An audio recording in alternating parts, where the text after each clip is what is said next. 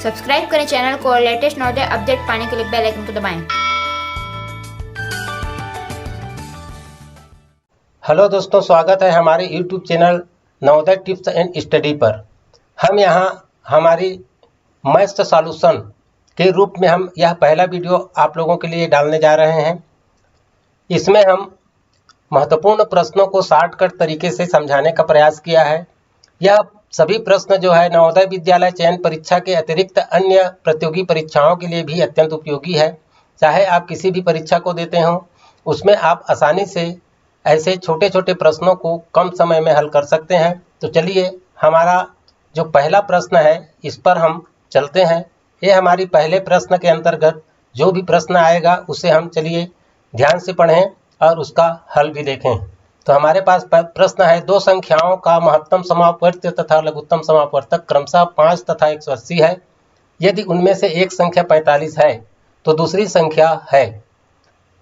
ये दूसरी संख्या क्या है, इस पर हम हल अब यहाँ शुरू करेंगे। वैसे तो हल करने के बहुत सारे तरीके हैं, लेकिन हम आपको भले ही समय थोड़ा सा ज़्यादा लेंगे लेकिन पूरी तरह से समझाने का प्रयास करेंगे। इस प्रकार हम यहाँ देखते हैं तो हमारे पास महत्तम समापवर्त्य दिया है 5, जो दिए गए संख्या में सबसे छोटा संख्या होता है, और लघुत्तम समापवर्तक दिया है 180, जो दिए गए संख्या में सबसे बड़ी संख्या होता है। तो लघुत्तम और महत्तम, ध्यान दीजिए, लघुत्तम हमेशा क्या होता है, बड़ा होता है, और महत्तम हमेशा छोटा होता है। तो इस प्रकार ये दोनों हमको दे दिया गया है और एक संख्या को हमें बता दिया गया है, तो दूसरी संख्या हमको निकालना है। अब दूसरी संख्या इन 4 ऑप्शनों में से किसी एक के अंतर्गत हमें मिलेगा, और उसे हम कैसे निकालें इसका शॉर्टकट तरीका हम आप लोगों को बताते हैं। शॉर्टकट तरीके में अंत में और आपको सरलता से बताएंगे इसी प्रश्न के। पहले तो आप समझ लीजिए, सबसे पहले हम इसमें से एक संख्या देखें जो हमारे पास है यहाँ पर लघुत्तम।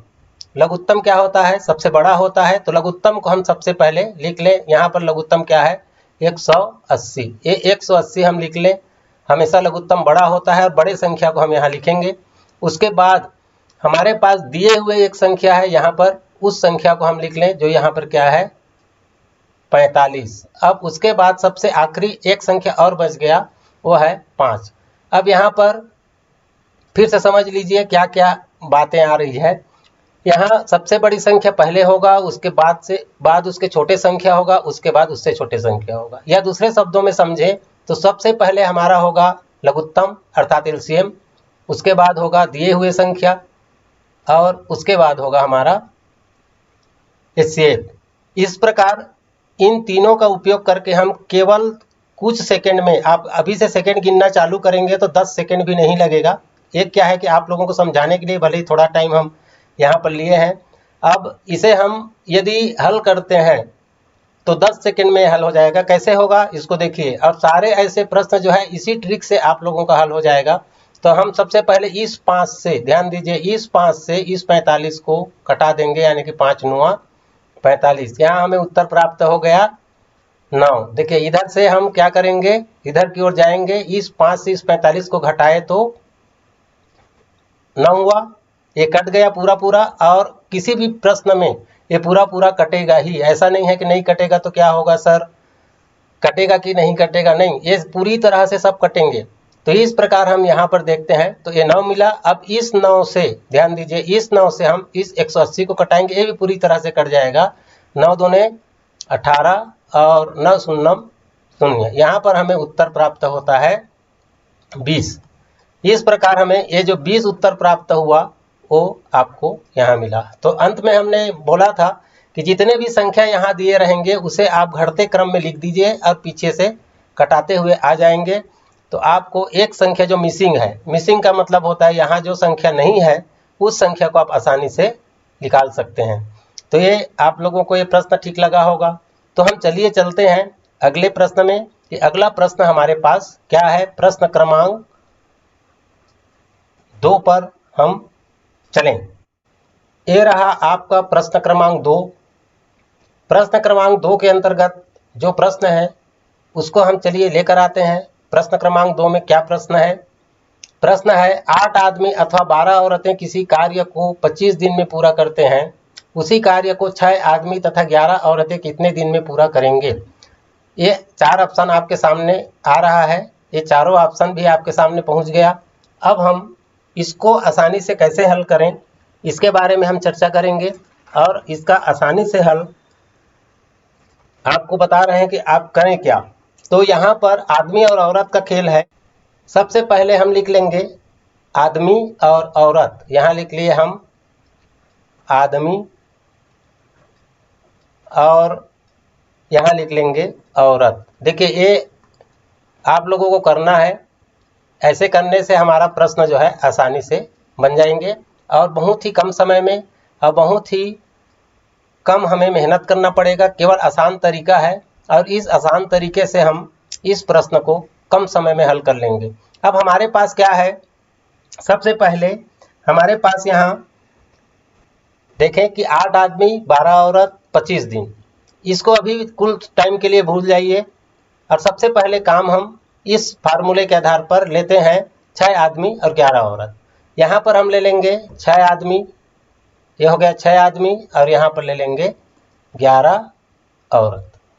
इस 6 आदमी और 11 औरत को लेने के बाद, क्योंकि ये दोनों क्या हो रहे हैं, ये दोनों इस कार्य को क्या कर रहे हैं, मिलके कर रहे हैं। 6 आदमी और 11 औरत क्या कर रहे हैं, दोनों मिलके कर रहे हैं। जबकि यहाँ पर अथवा है, अथवा है का मतलब ये पहले अलग अलग करते थे। ये दोनों क्या करते थे, 8 आदमी या तो 25 दिन में करते थे या 12 औरत 25 दिन में करते थे। इसी को हम यहाँ देखें तो ये दोनों अब मिल के करेंगे।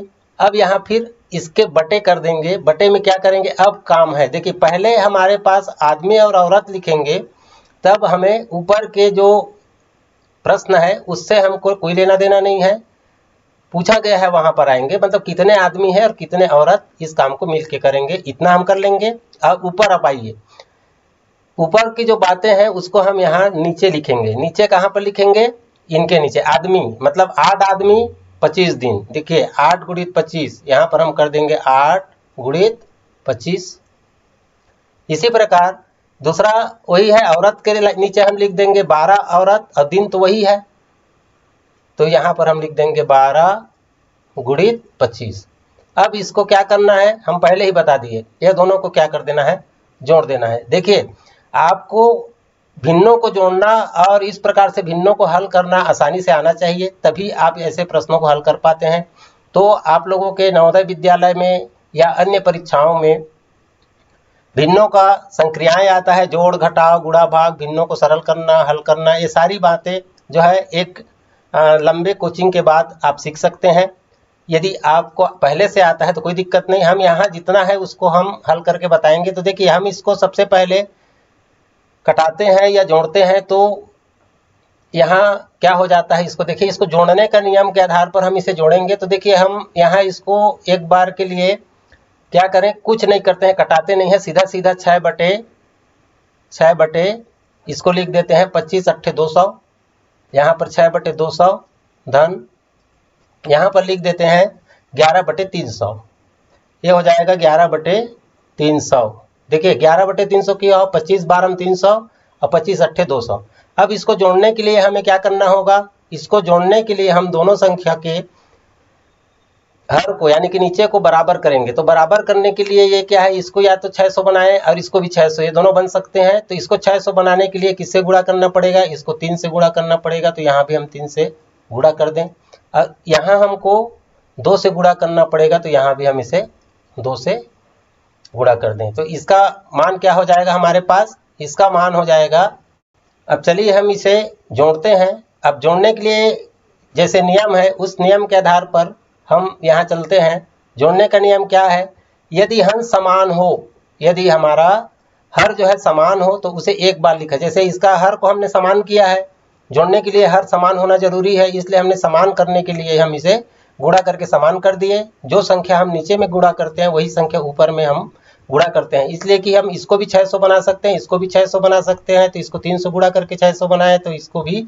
हम 3 से गुणा किए। इसको जो है 300 को हम 600 बनाने के लिए 2 से गुणा किए, तो इसको भी 2 से गुणा किए। तो ये दोनों 600 हो गए तो उस 600 को एक ही बार लिखेंगे हम यहाँ पे। तो ये हो गया आपका 600। अब ये 600 नीचे हो गया, जबकि हमारा अंश जो है जुड़ता है, ये अंश क्या हो जाएंगे, जुड़ेंगे। ये अंश जुड़ेंगे तो ये हो जाएगा 6 तिया 18, हम लिख देंगे यहाँ पे 18। अब ये धन जो है रहेगा, अर्थात ऊपर जुड़ता है। देखिए भिन्नों में अंश और हर होता है, तो हम हर समान होने पर केवल अंशों को जोड़ते हैं और हमारा हर नहीं जुड़ता, और असमान होने पर जैसे अभी हमने बताया वैसी आपको भी इसे बराबर करना है। अब यहाँ पर 11 दूने 22। अब इसको हम जब जोड़ देते हैं तो ये हो जाएगा हमारा, क्या हो जाएगा, 40/600। ये हो जाएगा 40 और 40/600। चलिए यहाँ आते हैं, यहाँ हो जाएगा 40 और बटे 600। अब इसको हम हल कर देते हैं तो ये 0 और ये 0 कटा, और ये हो जाएगा 4 एकम 4 और 4 पंचे 20। इस प्रकार आपके सामने उत्तर क्लियर कट निकल जाएगा और ये प्रश्न आपका सही हो जाएगा। तो इस प्रकार यहाँ पर हमारे इस प्रश्न का उत्तर आता है ए, अर्थात 15 दिन। तो इस प्रकार 6 आदमी और 11 औरतें इसे 15 दिन में पूरा करेंगे। फिर से एक बार इस प्रश्न को आप लोग समझ लीजिए। जब भी ऐसे प्रश्न आएगा तो आपको जैसे प्रश्न पूछा जाता है कि इतने आदमी तथा इतने औरत मिलकर कितने दिन में पूरा करेंगे, उसी को आप आदमी और औरत के नीचे सबसे पहले लिख लेंगे, और उसके बाद आप क्या करेंगे, प्रश्न के ऊपर दिया है 8 आदमी अथवा 12 औरतें, तो 8 आदमी को आदमी के नीचे, 12 औरत को 12 के नीचे, और उसके बाद किसी कार्य को 25 दिन, मतलब वो 25 दिन को आदमी के साथ भी गुणा कर दें यहाँ, और यहाँ औरत के साथ भी गुणा कर दें। अब इतने को आप यदि हल आसानी से जितने कम समय में कर लेते हैं उतने जल्दी आप उत्तर पर पहुंच जाएंगे। तो ये प्रश्न भी आपको कैसे लगा जरूर बताएंगे। उसके बाद हम चलते हैं अगले प्रश्न की ओर। अगले प्रश्न क्या है इसे देखते हैं। चलिए अब चलते हैं हमारे तीसरे प्रश्न की ओर। तीसरा प्रश्न क्या है इसको हम देखें। तो ये रहा हमारा तीसरा प्रश्न। संख्या ए बी से 4 अधिक तथा सी बी से 11 कम है, यदि तीनों का योगफल 146 है तो बी का मान क्या है। इस प्रकार हमारे पास ये 4 ऑप्शन आ जाएंगे और इन 4 ऑप्शन में से कोई एक ऑप्शन सही है। अब इसे हम कैसे हल करें इसको देखें। इन 4 ऑप्शनों में से कैसे हल करें कि अब इसे ध्यान दें। हमारे पास 3 संख्या है, ये 3 संख्या क्या है इसको भी देखें। ये 3 संख्या है हमारे पास ए, बी और सी।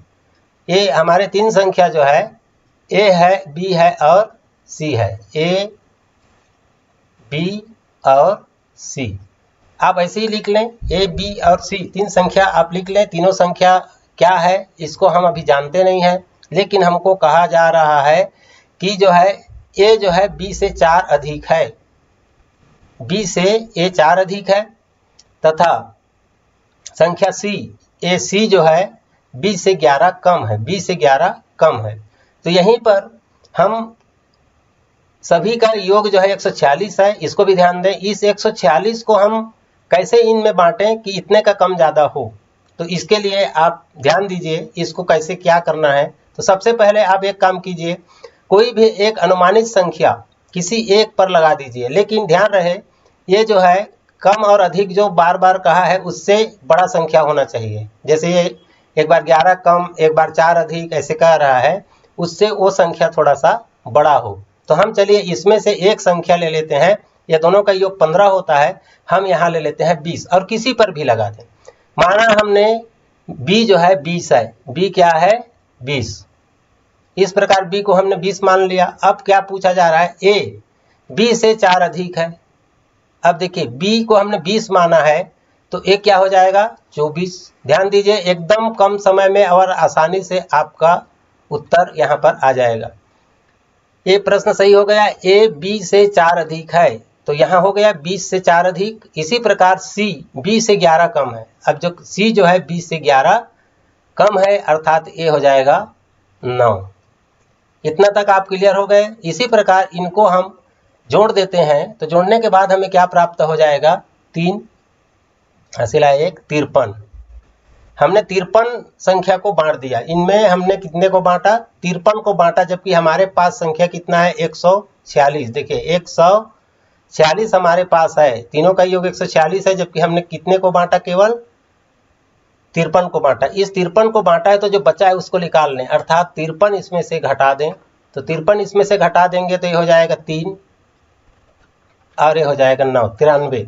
इस प्रकार अब इसमें बचा 93। अब 93 को इन सब में बराबर बराबर बांट दो। तो 93 को बराबर बराबर 3 भाग करेंगे तो ये 31 होता है। 93 को हम 3 से भाग देंगे तो 3 एकम 3 तिया 9 और 3 एकम 3, अर्थात 31 इसमें सब में और जोड़ दें। 31 इसमें जोड़ दिया गया, इसी प्रकार 31 इसमें भी जोड़ दिया गया और इसी प्रकार 31 इसमें भी जोड़ दिया गया। तो इस प्रकार हमने इस सब को जोड़ने के बाद हमारे पास जो संख्या आया उस संख्या को हम यहाँ योग करते हैं। देखिए, उस संख्या को हम योग करेंगे तो हमारे पास सारे संख्या प्राप्त हो जाएंगे। ये सारे संख्या प्राप्त करने के लिए इसे जोड़ते जाएं तो यहाँ हो जाएगा हमारे पास, ये हो जाएगा 55,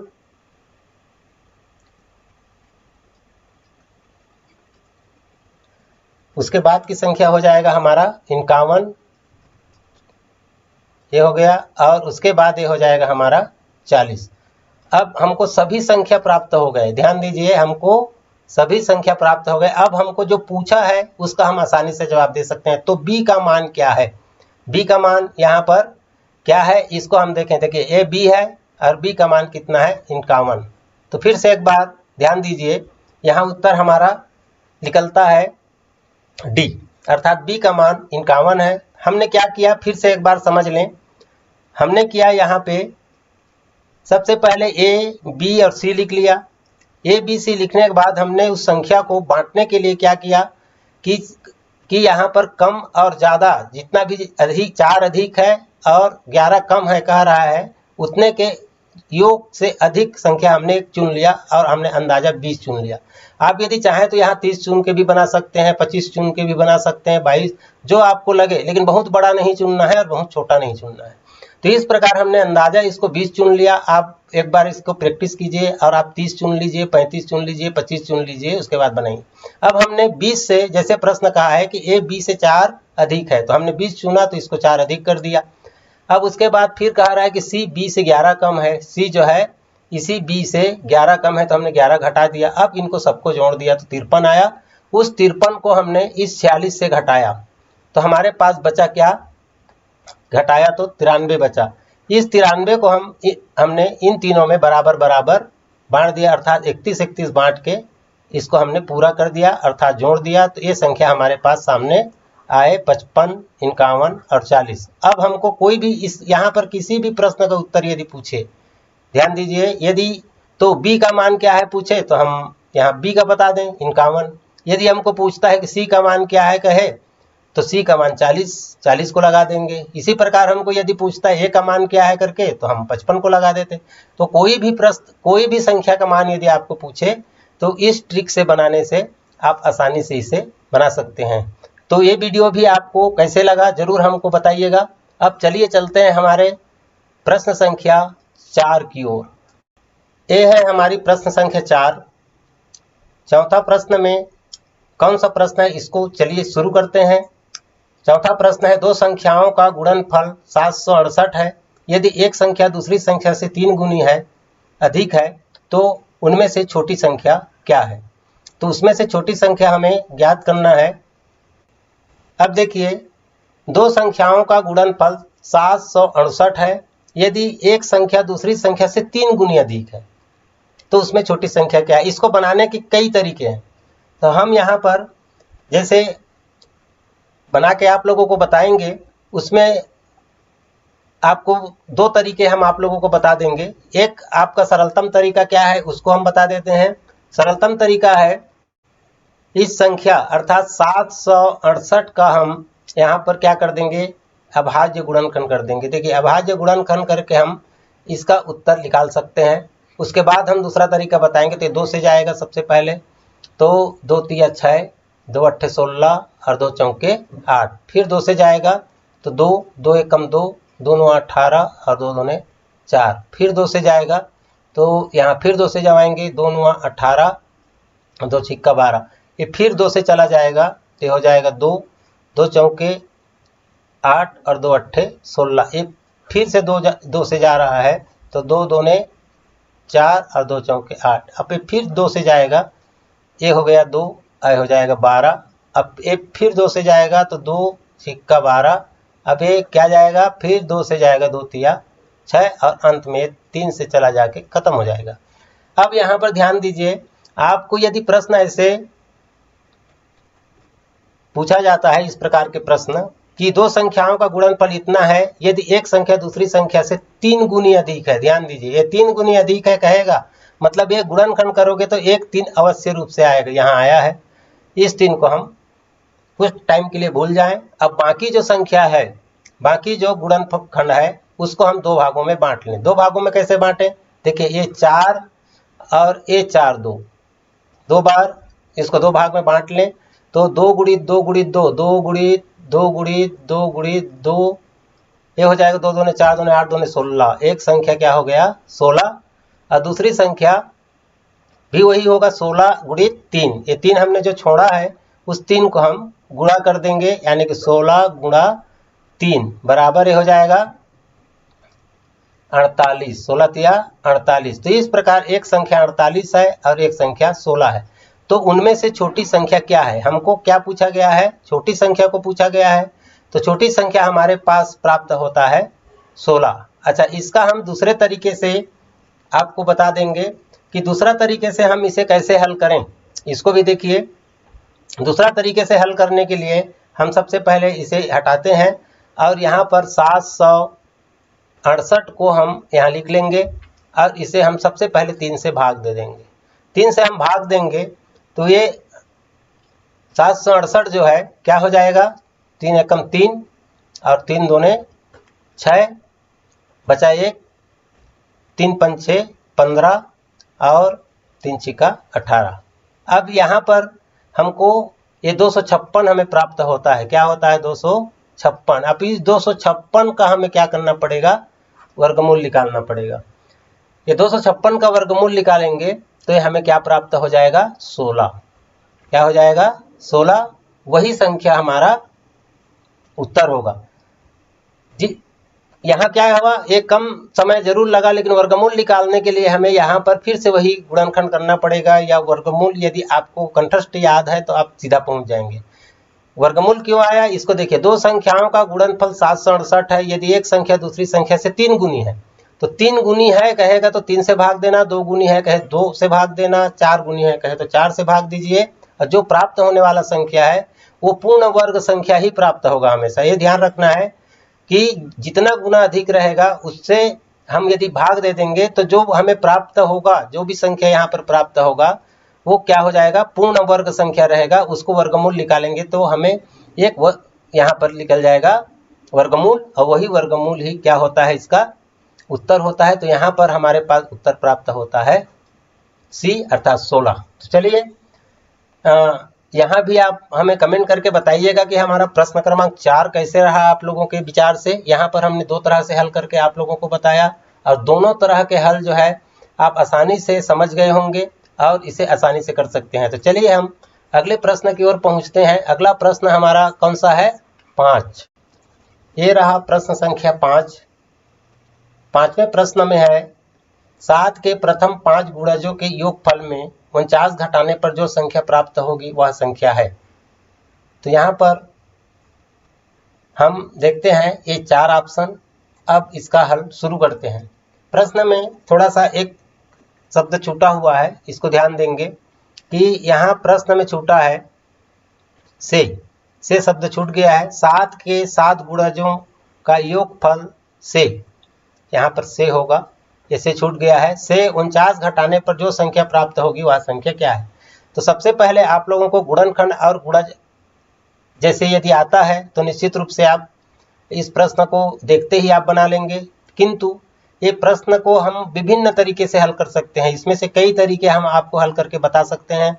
इस प्रश्न से आप बहुत ज़्यादा चीज़ सीख भी सकते हैं। क्या है कि इसमें आप गुणनखंड सीख सकते हैं, गुणज सीख सकते हैं। इसी प्रकार किसी संख्या के एक क्रमबद्ध संख्या को के योग कैसे ज्ञात करें, उसमें से कैसे घटाएं और किस प्रकार से, ये सारी बातें इसी प्रश्न में छुपा हुआ है। इसलिए हमने इस प्रश्न को इस जगह के लिए चयन किया है। तो हम सबसे पहले ये जाने गुणज क्या होता है। किसी संख्या के पहाड़ा को गुणज कहते हैं। देखिए 7 का हम गुणज किसे कहें, तो 7 का गुणज होता है, पहला गुणज 7, दूसरा गुणज 14, तीसरा गुणज 21, चौथा गुणज 28, और अगला हो जाता है 35, और अगला हो जाता है 42, और सातवां गुणज हो जाता है 49। अब क्या कह रहा है कि 7 के प्रथम 7 गुणज, तो प्रथम पहला ये 7 है, तो प्रथम से लेके पहला, दूसरा, तीसरा, चौथा, पांचवा, छठवां और सातवां। अब यहाँ पर कह रहा है कि इसका योगफल, इसको हम जोड़ दें, इसको हम जोड़ दें, तो जोड़ने से हमें जो संख्या प्राप्त होगी उसमें से 49 घटाने पर, क्या घटाना है हमको, 49 घटाना है, जो संख्या प्राप्त होगी वो क्या है। तो ध्यान दीजिए, पहले तो ये 49 को भी कुछ टाइम के लिए भूल जाए। किसी भी संख्या के योगफल हम ऐसे जोड़ते हुए टाइम पास करेंगे तो हम बहुत सारे प्रश्नों को हम हल नहीं कर पाएंगे, या समय पर हम हल नहीं कर पाएंगे। तो यदि लगातार ऐसी संख्या हो जो बराबर अंतराल पे हो, एक श्रृंखलाबद्ध हो, तो उसे जोड़ने की जरूरत नहीं होती, हम इतना को जोड़ेंगे नहीं। इसमें से हम क्या करेंगे, यदि संख्या विषम है, जैसे 7 संख्या है, तो बीच का संख्या हम निकाल लें। क्या है, ये है बीच का संख्या। देखिए इधर 3, इधर 3। अब इस 28 को हम क्या कर दें, गुणा 7 कर दें। इस 28 को हम 7 से गुणा कर देंगे। 7 से क्यों गुणा किए, 1 2 3 4 5 6 7 संख्या है, इसलिए बीच का संख्या उठाएं और 7 से गुणा करें, और 7 से गुणा करें तो ये इसका योग प्राप्त हो जाएगा। तो इसको कहीं ये भी होता है कि 1 2 हम गणना में गलती कर दें, हासिल में गलती कर दें, तो अक्सर गलत होने की संभावना भी हमारे सामने बढ़ जाती है। इसलिए हम ये आसान तरीका है, यदि संख्या विषम हो। अच्छा, बाद में ये पूछेंगे कि सर यदि सम हो तो क्या करेंगे, तो उसको भी हम बताएंगे। तो इस प्रकार इसको हम हल करेंगे, तो ये हमारे पास 7 8 56 का 6 हासिल आया 5, और 7 दूने 14, और 5 19, ये हो जाता है 196। इस 196 से हम 49 को घटाना भी है, ये भी कह रहा है, तो 49 हम घटा देंगे तो ये संख्या हमें प्राप्त हो जाएगा। तो इस प्रकार ये क्या प्राप्त होगा, 7, और यहाँ से 1 गया है, तो ये 8 में से 4 गया 4, और उसके बाद हमें ये 1 का 1, 147। देखिए 147 हमारा यहाँ उत्तर है। फिर भी इसका आप फिर आते हैं आगे। जैसे आप कह रहे होंगे कि सर आप तो इसको दूसरे तरीके से बना रहे हैं, ऑलरेडी 49 घटाना है, तो पहले ही 49 को छोड़ दें। अब देखिए, हम यदि प्रश्न को पहले से अच्छे से समझ जाते हैं कि 7 के प्रथम 7 गुणजों का योगफल से 49 घटाना है, तो जबकि हम जान रहे हैं कि 7वां जो इसका गुणज है, 7वां गुणज है, वो हमारा क्या है, 49 है। क्या है, 49, उसको हम पहले ही हटा दें। ये 49 को हम यदि पहले ही हटा देते हैं यहाँ से, और हटा के इतने को हम जोड़ दें, तो भी 147 हमें प्राप्त हो जाएगा। तो घटाने की झंझट से हम बच जाएंगे, और केवल 6 का। अब फिर वही प्रश्न आया, जैसे हमने पहले ही प्रश्न आप लोगों को किया कि यदि संख्याएं विषम हो, ध्यान दीजिए, यदि संख्या हमारे पास सम ना हो करके क्या हो, विषम हो, तो अब यहाँ बीच की संख्या हमें प्राप्त होगा नहीं। अब बीच की संख्या हमें प्राप्त नहीं होगा तो हम क्या करें, तो हम 2 संख्या ले लेंगे। देखिए ये यहाँ पर सवाल ये नहीं है कि ये 6 संख्या है। कभी कभी हो सकता है आपको 150 से 199 तक की सभी संख्याओं का योग क्या होता है, ऐसे भी पूछ सकता है, बहुत सारे संख्याओं का पूछ सकता है। तो इसलिए ये ट्रिक आना बहुत जरूरी है। तो यहाँ पर हम सवाल 6 संख्या का नहीं है, सवाल है कि ऐसे यदि संख्याएं सम हो, विषम हो तो कोई दिक्कत नहीं है, हम बीच की संख्या लेके संख्याओं के बराबर से गुणा कर दें। लेकिन यदि संख्या ये सम है, सम का मतलब होता है 1 2 3 4 5 6। अब 6 संख्या में से हम 1 संख्या चुन नहीं सकते, तो 2 संख्या चुन लो। अब 2 संख्या किसको चुनना है, फर्स्ट और लास्ट। फर्स्ट और लास्ट क्या होता है, इसको हम क्या कर लें, 7 और धन 42, क्या कर लेंगे, 7 धन 42, इसको जोड़ेंगे तो ये हो जाएगा 49/2 और गुणा जिसके साथ होगा। देखिए हम 2 चुने हैं इसलिए 2 से भाग दिए हैं। पहले क्या था, हमने 28 चुना तो भाग वाग नहीं दे, सीधा 7 से गुणा कर दिए। यहाँ पर हमने 2 संख्या को चुना है, फर्स्ट संख्या और लास्ट संख्या को चुना है, और दोनों को जोड़ दिया तो 2 से हमने भाग दिया। अब 2 से भाग दे करके हम इसको, यहाँ संख्या कितने हैं, 6 है यहाँ पर, तो 6 से पहले हमारे पास 7 संख्या थी, तो हमने उससे 7 से गुणा किया और हमने केवल एक संख्या लिया था इसलिए सीधा गुणा कर दिया। पहले 7 संख्या, यदि विषम संख्या हो तो हम बीच की संख्या को एक ही बार ले लें, कुल संख्या के साथ गुणा कर दें। यदि हमारे पास संख्याएं सम हो इस प्रकार से, तो हम फर्स्ट और लास्ट का योग कर लें और उसे 2 से भाग दें और संख्या से गुणा कर दें। तो इस प्रकार हम इसे गुणा करेंगे तो ये क्या हो जाएगा, 2 से ये भाग चला जाएगा 3 और 2 तिया 6। अब इसको गुणा कीजिए, देखिए 9 तिया 27 का 7, हासिल आया 2 और 4 3 चौक 12, 13 14, क्या आया 147। यही उत्तर हमारे पास हर कंडीशन में आएंगे। अब इसको यदि आप चाहते हैं कि उत्तर सही है कि गलत है, इसको आपको चेक करना है, तो आप इस संख्या को भी आसानी से जोड़ लीजिए और जोड़ेंगे तो भी हमें वही उत्तर प्राप्त होता है। तो मेरे ख्याल से आप लोगों को ये अच्छे से समझ में आ गया होगा। तो हम आज का जो क्लास है यहीं पर समाप्त करते हैं और हमें कमेंट करके हमें अवश्य बताएं कि एक क्लास आप लोगों को कैसे लग रहा है, और हम अगली क्लास लेकर आएंगे आगे 2 दिन में। आगे 2 दिन में आपको हम एक क्लास और लेकर पहुंच रहे हैं, और आप ज़रूर हमारे चैनल को सब्सक्राइब कर लें, ऐसी वीडियो हम लेकर आते रहेंगे। धन्यवाद, जय हिंद।